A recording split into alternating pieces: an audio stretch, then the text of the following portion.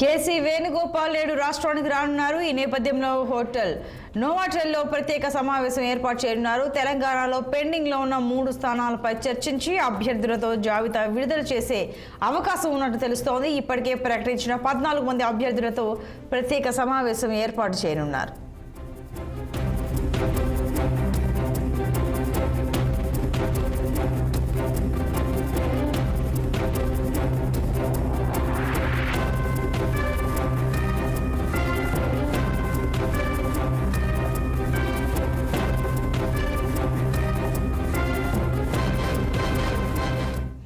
మరింత సమాచారం మా ప్రతినిధి శ్రీనివాస్ అందిస్తారు. Srinivas, good morning Santoshi.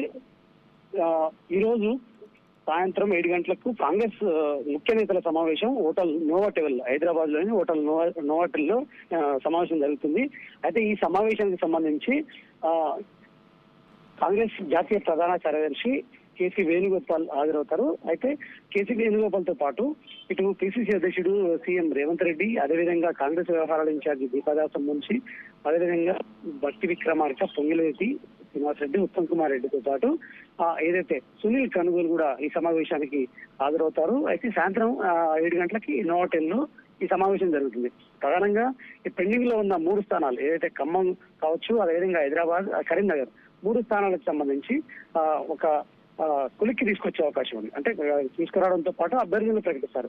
ఇప్పటికే పలుమార్లు కూడా ఈ సమావేశం అయినప్పటికీ కూడా అభ్యర్థుల విషయంలో ఎలాంటి స్పష్టత రాకపోవడంతో ఈసారి ఖచ్చితంగా స్పష్టత తీసుకురావడంతో పాటు అభ్యర్థుల విషయంలో ఫైనల్ చేయడం, అదేవిధంగా ఎవరైతే అసమ్మతి నేతలు ఉందో వాళ్ళని బుజ్జగించే పని కూడా కాంగ్రెస్ చేపట్టింది. ఈ నేపథ్యంలో కూడా ఆ బాధ్యతని డిప్యూటీ సీఎం భట్టి విక్రమార్కకి అప్పచెప్పింది. ఎవరైతే ఇప్పటికీ 14 పార్లమెంట్ స్థానాల్లో కూడా ఎవరైతే టికెట్ రాని ఆశపడి భంగపడిన రాని వ్యక్తులను కూడా బుజ్జగించేందుకు కూడా కాంగ్రెస్ ప్రయత్నం చేస్తుంది. ఈ నేపథ్యంలో కూడా వాళ్ళని బుజ్జగించే ప్రక్రియ కూడా కొనసాగిస్తుంది. దీనికి భట్టి విక్రమార్క బాధ్యతలు అప్పచెప్పిన పరిస్థితి.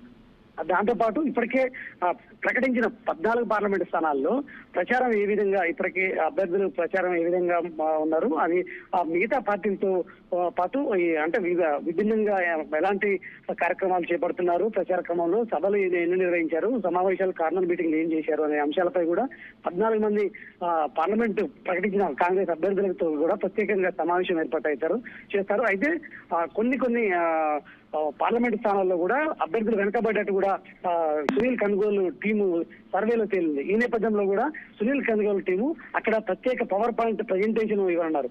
ఏ సెగ్మెంట్ లో ఒక పార్లమెంట్ పరిధిలో 7 అసెంబ్లీ స్థానాలు ఉంటాయి. ఏ అసెంబ్లీ స్థానాల్లో కాంగ్రెస్ అభ్యర్థి వెనకబడి ఉన్నాడు, కారణాలు ఏంటి అనే అంశాలపై కూడా పవర్ పాయింట్ ప్రజెంటేషన్ ఇవ్వనున్నారు.